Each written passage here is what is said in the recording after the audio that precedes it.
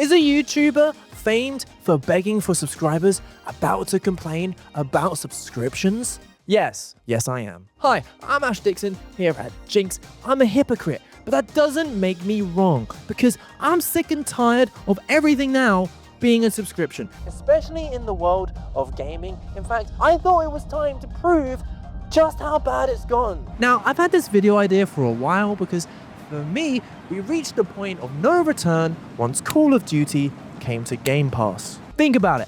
Even just like 3 years ago, no one in their right mind would predict that Call of Duty would ever give up that sweet $70 purchase from tens of millions of gamers every year. Obviously, the Microsoft acquisition hadn't happened yet, and the move is rather indicative of just how desperate Microsoft are to claw people back to Xbox. Not that that's working. But even still, COD on Game Pass marks a monumental shift, because if the guaranteed annual money printing machine that is Call of Duty isn't safe from subscriptions, what is? Like, literally the only thing I can think of is maybe GTA 6. Oh, and Nintendo, because their business practices are somehow stuck in some kind of 10-year time lag. Literally, while everyone else is filling their games with microtransactions, Nintendo's out here releasing an alarm clock. Either way, the era of subscriptions is here, and it's gonna take over. And it's happening despite a bunch of gamers being the most stubborn bastards imaginable, out there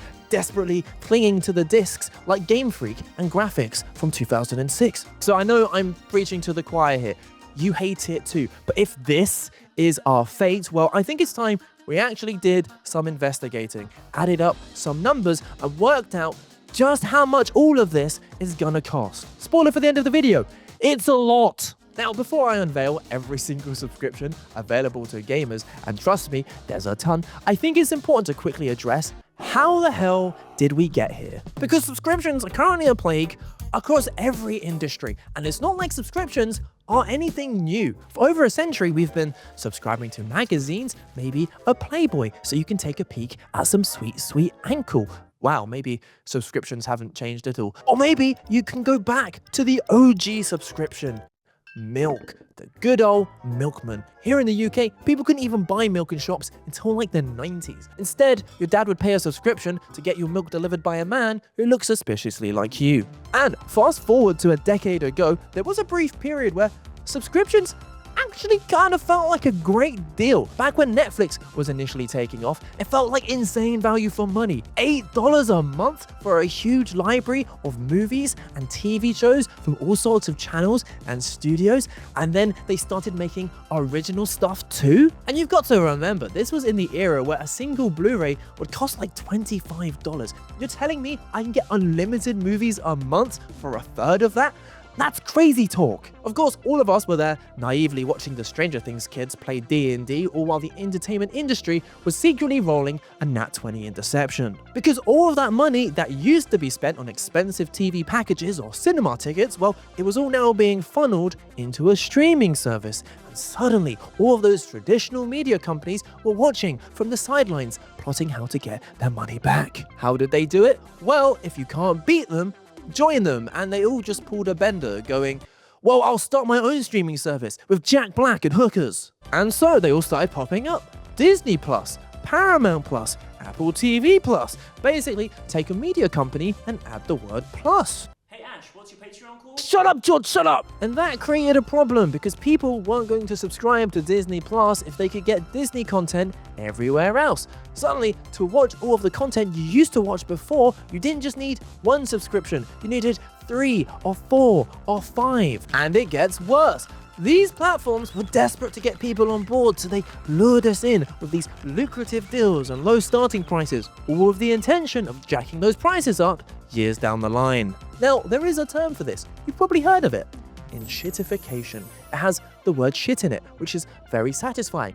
But it's by design, because look at this graph. Over time, all of these platforms have got more expensive, while also getting progressively more shit. And if I had a third axis to play with, we could label it ads, which are also increasing on the very platforms which were meant to end them. Does this boundless greed create resentment and apathy among your customer base who may be eyeing up a life on the high seas? Potentially. And for legal reasons, I'm obviously talking about people checking out the world's first quadruple A game available on Ubisoft Plus, £14.99. And oh look, another plus! Well, it seems like a great time to start our experiment. In the past, if I was someone who really hated FOMO and had to have all of the latest games, well, I could just pop down to the shops and literally buy every single one.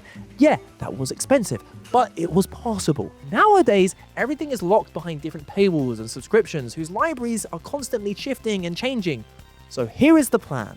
I'm going to see how much of a complete gaming experience I can get purely through subscriptions. How many games and platforms can I get access to, and more importantly, how much will it cost? Now, as I'm in the UK, for ease, I'll be sticking to what's available here and we'll be adding up the price in pounds. Obviously, I could use a VPN and sign up for anything, which leads me to today's sponsor. Now, I'm joking, look at those subscriber numbers. But anyway, we'll add in the conversion so you can have a rough estimate in other currencies too. Now, basically, all subscription services come in different tiers, and as a rule of thumb, we're basically always going to be going for the most expensive one available. That isn't to pump the numbers, but because thanks to our old friend enshittification, the cheaper tiers might have been good in the past, but here in 2025, they've all since been stripped of any real value. So for example, let's start with Game Pass. I now need the ultimate tier to play all of the first-party exclusives on day one, and I ain't passing up on the opportunity to navigate menu after menu on Starfield. Such a privilege will cost me £14.99 a month. Next is PlayStation Plus. Now, obviously, Sony is still very much trying to sell things at a box price, even when it literally makes no sense. But they, of course, still have a watered-down subscription service with a limited game library, and either way, you're basically forced to sign up if you want to play online. So let's add on £13.49. Nintendo Switch Online is next, and thank God it's substantially cheaper. They can get away with it by selling 12-year-old DS games for $60. Hey, Ash from the future here. Just thought I would address something, because as I'm editing this, I realized I scripted this video like a month ago, and since then the Switch 2 has been revealed, and the whole discourse around that is 1, the price of the console, but 2, the price of the games. $80, Nintendo? $80? I ain't made of money. Kind of derails my argument that everyone's shifting towards subscriptions. I would argue maybe Nintendo are just a generation behind, because a lot of people are saying they ain't going to be buying the Nintendo Switch 2 and they're not going to be buying the games because they're too expensive. And if their sales get hit, maybe they'll change tactics. Who knows? By leaning into subscriptions, maybe? Either way, just thought I'd address that. Back to the video. We're getting the expansion pack version here, obviously, because that comes with loads of retro games, and I feel like tearing up my palms in Mario Party. Now, you can only buy this as a one-year package, but monthly it works out at about £2.92. Then we have old Ubisoft, and yeah, they've been struggling a bit lately, but if you want to survive, you have to be defiant. X-Defiant, which can't be found on Ubisoft Plus. £14.99. That leads us to EA Play. And while the base tier does come with Game Pass, which we already have, perhaps I like the same old recycled sports games every year. And for that, we need EA Play Pro, £16.99. Do you guys not have phones? Because mobile games exist too. And that's why we've got Google Play Pass for £4.99 and Apple Arcade for £6.99. But the gaming subscriptions don't stop there. Let's talk about cloud gaming. Now, you've got two real options here, NVIDIA GeForce Now, with the best rig being £19.99. We're elite gamers here, so max settings or nothing. Or there's Amazon Luna for $8.99. Now, technically, you only need one for some cloud gaming, but it's here that we hit an issue, which I like to call subception. A subscription within a subscription. You see, Amazon has a Jackbox game subscription costing £3.99, giving you access to over 50 party games, which you'll ignore to play more Quiplash. The problem is, you can only get it if you have an Amazon Luna subscription, and I'm not passing up on the opportunity of disappointing my family with my vile humor every Christmas, so we're taking both cloud streaming services. Speaking of streaming services, those guys are getting into gaming too. Netflix now has a bunch of exclusive mobile games, and that means we also need a Netflix sub. £12.99 for a bunch of games that I don't think anyone plays. Oh, and then there's Prime Gaming too, which gives us access to some more games every month, so that's another £8.99. Man, it's really starting to feel like there's too many subscription services. But oh god, what's that? There's an elephant in the room. Some of these games have subscriptions of their own. You can largely thank MMOs for this. World of Warcraft's been rocking a monthly sub for over 20 years now. And if you're like my dad, you played it for 6 months on release, forgot about the sub, and then let that bad boy roll for the next decade. I am never gonna financially recover from this. Now, it would be silly to add every MMO subscription to our list, but I don't think we can ignore them either. So as a compromise, I think realistically most people only play one MMO at a time. So we'll throw in a £9.99 sub for one single MMO. But Ash, it's not just MMOs with subscriptions. Yes, I hear you loud and clear. I personally refuse to speak to anyone unless they're members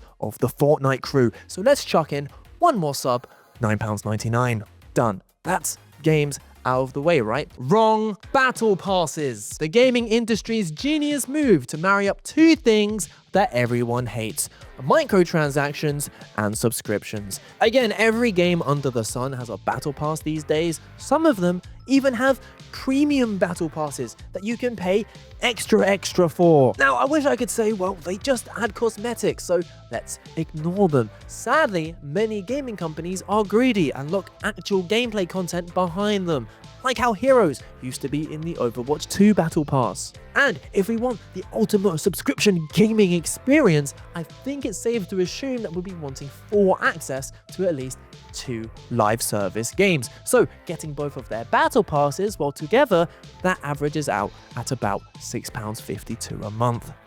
And it's here that I can pause and gaze upon my vast kingdom of content, bask upon my extensive library of games, hundreds, if not thousands of games. It's just a shame I can't play any of them. Yet, huge problem, I can't buy anything, so I can't buy any consoles. And it's not like I can subscribe for console access. Oh wait, yes I can. Thanks to this website, I can rent an Xbox Series X, a PS5, and a Switch for a grand total of £64 a month. I've also got that MMO sub, so I do need a gaming PC too. Thankfully, I can subscribe to one of those too, £103 a month for a rig with a 4070. Now, do I need a mouse and keyboard? Yes I do. Sadly, those subscriptions don't exist yet. But if Logitech has their way, that may soon change. Now, I did find some gaming laptops for hire. The issue is I could only find one website and all of its laptops were like 9 years old. So while it would fix our screen, keyboard, and monitor problem, I really can't justify spending a load of money for a 1070 and 8GB of RAM. Luckily, I can still get a screen through the form of renting a TV. This 42-inch 4K 120Hz bad boy will cost us £53 a month. We also need an internet connection so that we can actually access and download our vast library of games. That's £19.99 for some reasonably fast fiber optic. And as we all know, you're not a real gamer unless you have a nice gaming chair. And of course, we can rent one of those too for £20 a month. But we're not done. One last thing, we've also got mobile games to play, so we need a phone. I reckon an iPhone 16 with 128GB plus unlimited data will serve us nicely. It's the most recent model, but it's one of the cheaper versions, so you know, that's a nice sensible middle ground. That comes to £36 a month. And that is everything. But how much does it all cost? Whew, strap yourselves in. The total cost comes to £452 a month, or £5,433 in a year. That's a pretty meaty number, if I do say so myself. Now, there may be a few people thinking, sure, that's a lot of money, but you'd probably be paying more 20 years ago buying every single game individually. And maybe that's true, but important distinction, at least you actually own that stuff. We should all remember that on top of paying the big bucks every month, which will likely just become more and more expensive, technically at any point those games can disappear from those subscriptions and there's nothing you can do about it. Plus, that £482 a month still doesn't get you everything. You're gonna feel real dumb when GTA 6 finally drops. Still, I think this marks what the future of gaming is going to look like and how much it's all gonna cost. I know people are gonna have all sorts of opinions on my methodology for this video, so I'm keen to hear your thoughts, how you would do it down below. Also, I've got to say, through researching this video, I discovered some absolutely unhinged non-gaming subscriptions, and it's got me thinking, could you live a pure subscription-based life? entertainment, food, health, travel, and how much would that cost? I think that video might be my next little project. Thanks so much for watching, and to end things with a nice little dose of irony, please consider checking out our Patreon GINX Plus so I can keep making videos like this. Oh, and of course, subscribe.